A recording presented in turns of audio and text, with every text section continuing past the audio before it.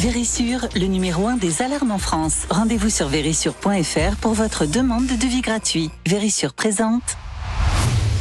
Sud Radio, parlons vrai chez Bourdin, 9h-10h, Jean-Jacques Bourdin. Il est 9h35. Nos deux invités avec nous, maître Jérôme Goudard, qui est avocat spécialiste des dossiers liés au délit et crimes relatifs au trafic de stupéfiants. Bonjour. Bonjour, Merci monsieur Bourdin. d'être avec nous. Éric Pouliat, député Renaissance de Gironde. Bonjour. Bonjour, monsieur Bourdin. Merci d'être avec nous. Alors, je vous ai avec nous, Éric Pouliat. Vous avez vu que des militants d'extrême droite ont été condamnés. Ils avaient défilé à Romans samedi soir. Ils ont redéfilé dimanche. Ils ont été condamnés à de la prison ferme. À de la prison ferme. Ça n'arrêtera rien. Ça freinera ces militants d'extrême droite ou d'extrême gauche d'ailleurs qui sont condamnés. J'ai vu aussi que le ministre de l'Intérieur voulait dissoudre 3 mouvements extrémistes de droite.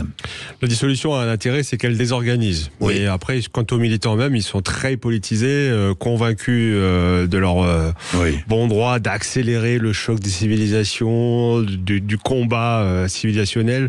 Donc il y a une dimension forcément sacrificielle, donc je ne suis pas sûr que ça arrêtera. Ça change quoi que ce soit. Bien, hier, j'avais ici même, à votre place, comme invité, Sabrina Agresti-Roubache, qui est secrétaire d'État chargée de la citoyenneté de la ville. Nous parlions du trafic de stupéfiants. Trafic de stupéfiants qui gangrène, là encore, à Romans-sur-Isère, à l'origine de ce qui s'est passé. C'est un peu le trafic de stupéfiants, dans la mesure où, d'abord, ces jeunes... Attention, pour l'instant, ils ne sont pas condamnés, ils sont entendus, l'enquête n'est pas terminée. Bon, enfin, on sait d'où ils venaient. Ils venaient de cette cité de la Monnaie, à Romans, et dans la cité, évidemment, qu'il y a un trafic de stupéfiants, et eux-mêmes participaient à ce trafic. Bien, il y a un trafic de stupéfiants qu'on trouve partout, pas que dans les cités. Aujourd'hui, maître Jérôme Goudard, faut quand même le rappeler. Le trafic de stupéfiants, il est partout. Mais partout. Il est partout. Mais oui.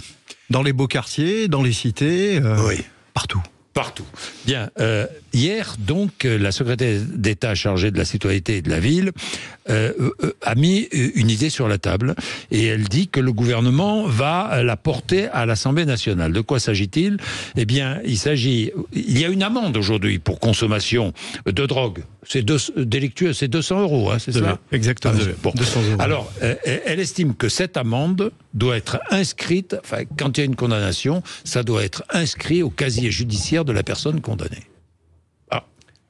Vous pensez que c'est une bonne idée ou pas ? Alors, déjà, monsieur Bourdin, il faut différencier un petit peu les choses. Oui. C'est déjà inscrit au casier judiciaire. Vous avez plusieurs types de casiers judiciaires. Oui. Vous avez le casier judiciaire B1 qui concerne les magistrats, c'est-à-dire seuls les magistrats peuvent y avoir accès, ce qui est le cas à l'heure actuelle.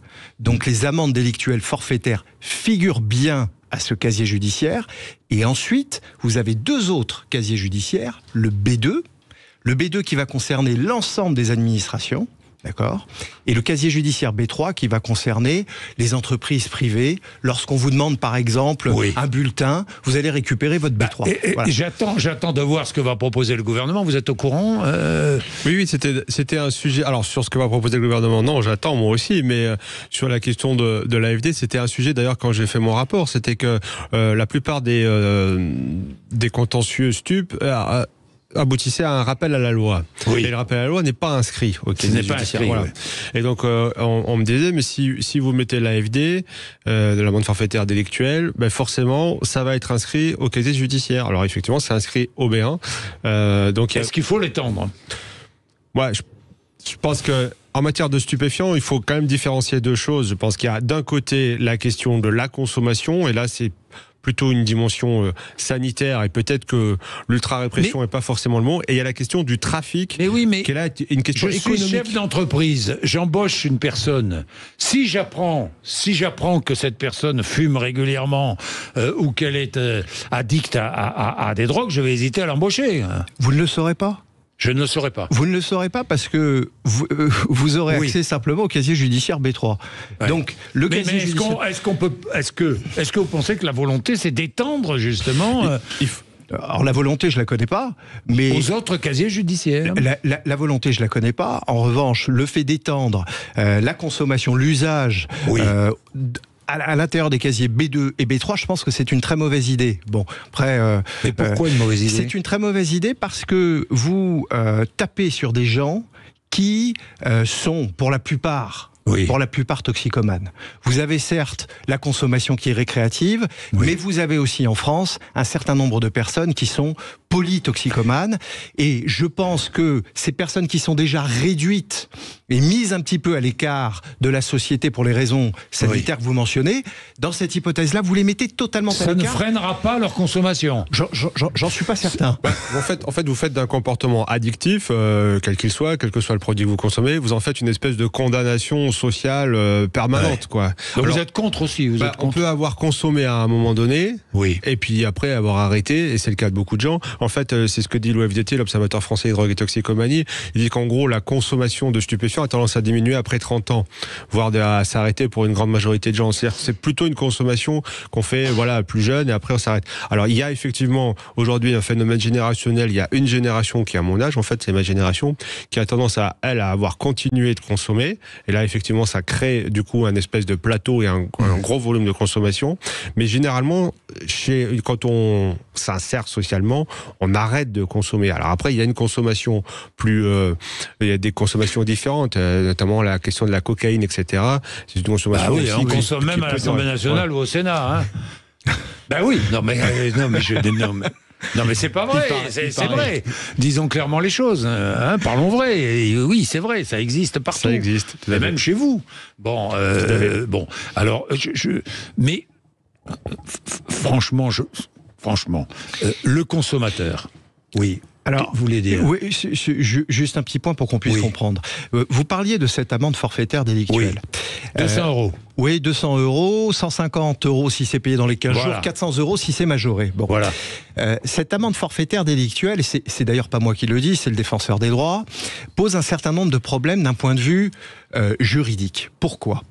Parce que vous êtes quelque part à la merci d'agents verbalisateurs, de forces de police ou de gendarmerie qui vont décider de manière parfaitement unilatérale, sans le contrôle d'un juge, parce que le juge ne rentre absolument pas là-dedans, de vous verbaliser. Vous êtes verbalisé le jour J et vous payez votre amende. Oui. Ou dans un autre cas, vous n'allez pas payer votre amende, vous allez la contester, ça va pas passer, ou alors vous n'allez pas la contester du tout. Qu'est-ce qui va se passer ? Vous allez avoir automatiquement une inscription à votre casier judiciaire B1. Je dis pas que c'est pas bien. Je dis pas que c'est pas bien. Je dis que les juges vont pouvoir avoir accès à ces informations-là. C'est bien dans un cadre de limitation de la récidive. Pourquoi ? Parce que le juge, il va avoir quelque part une idée sur votre chronologie de vie. Je vous donne un exemple.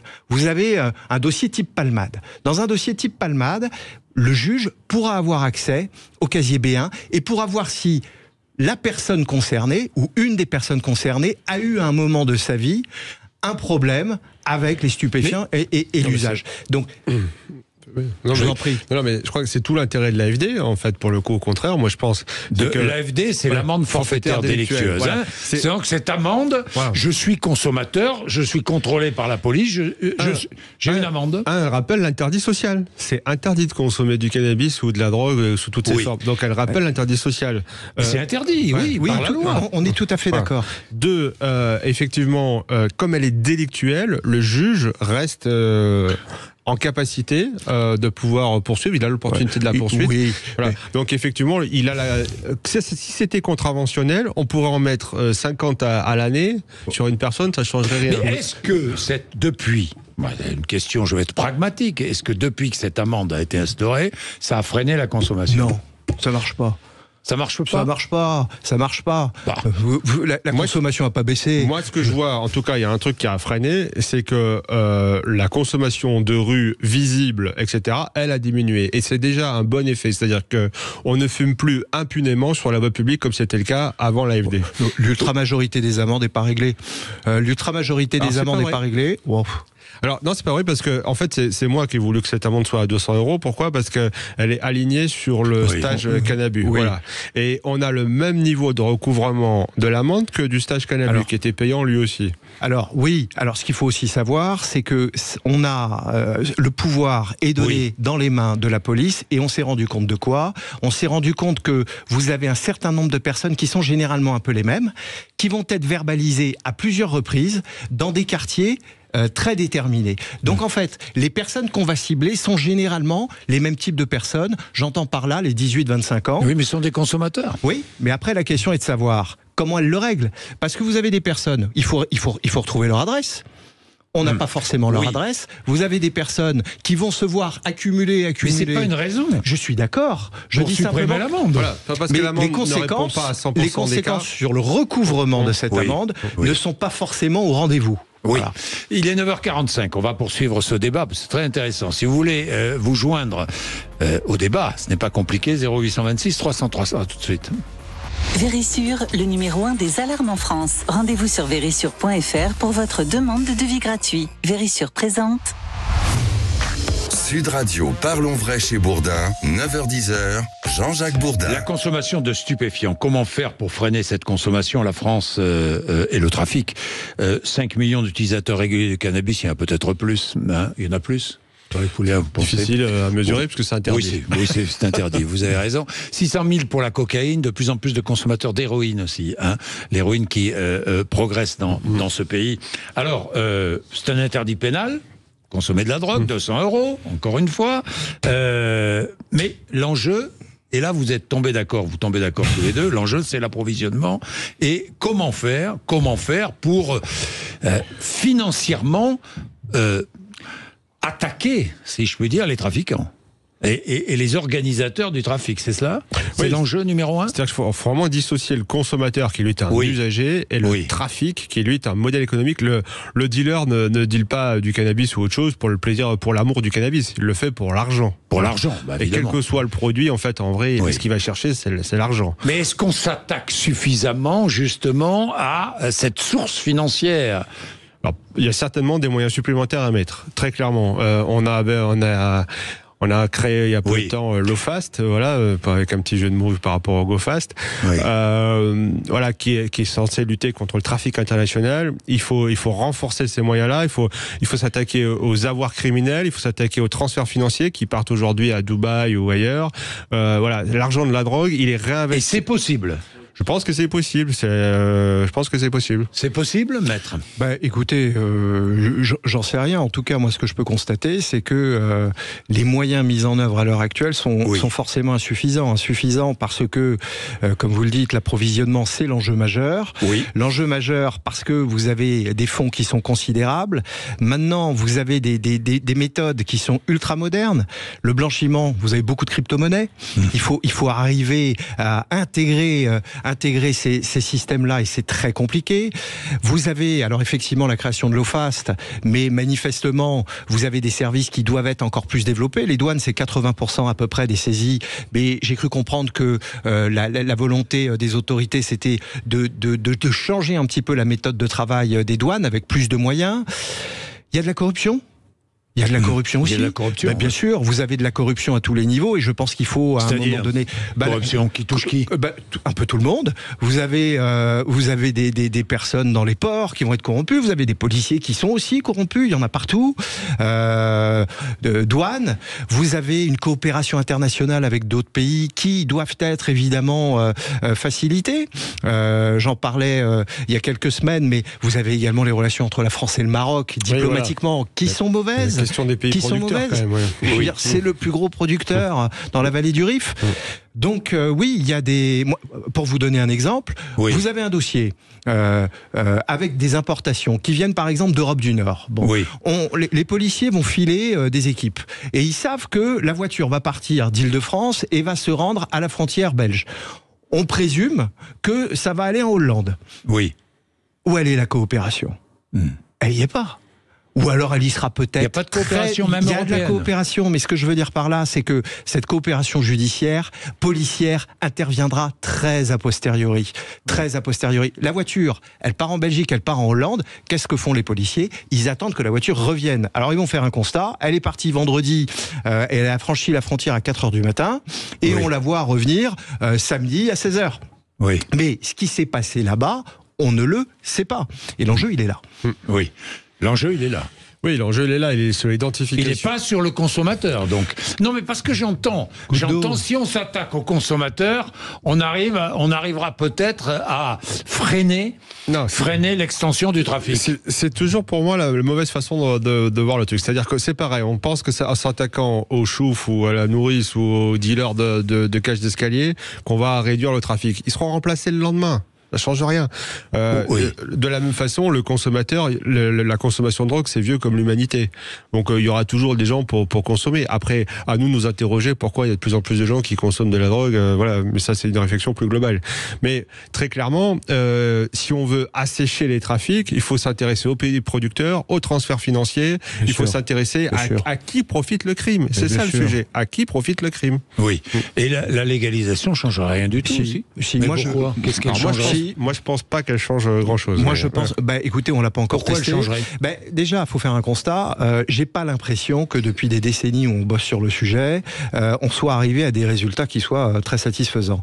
La légalisation, pour moi, elle changerait les choses pour la simple et bonne raison que les moyens qui seraient mis en œuvre pour les injonctions thérapeutiques, pour pouvoir faire de la prévention, pour pouvoir soigner les gens, pour pouvoir contrôler la manière dont les gens vont consommer, elle me semble primordiale. Je vais demain acheter mon herbe de cannabis, j'ai en face de moi un professionnel formé, adapté, qui a une formation en matière médico-sociale ou autre, sanitaire, et qui sera beaucoup plus en mesure de répondre à cela qu'une personne qui se trouve dans un quartier ou autre et qui en a potentiellement rien affiche. Vous êtes opposé? Moi, je suis opposé à l'allégation pour deux raisons. D'abord, c'est pas parce qu'il y a un règlement qui est pas respecté qu'il faut le tuer. On a l'exemple tout bête, le code de la route. Il y a toujours autant d'infractions sur le code de la route, et c'est pas pour autant qu'on dit faut arrêter le code de la route. Donc, effectivement, on a un arsenal répressif sur le papier, mais il n'est pas aussi répressif dans la décision judiciaire. Donc, il faut aussi voir ça d'un côté.